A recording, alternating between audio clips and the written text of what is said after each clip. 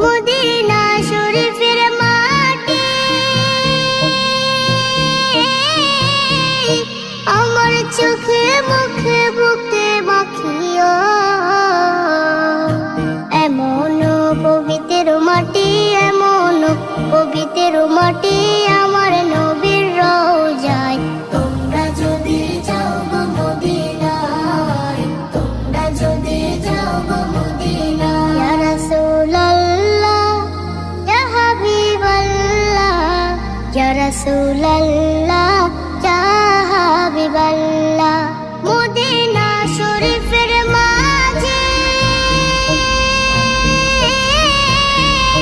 বেহেশতের বাগান আছে ও। সেই বাগানে শুয়ে আছেন, সেই বাগানে শুয়ে আছেন প্যারা নবী মুস্তাফায়।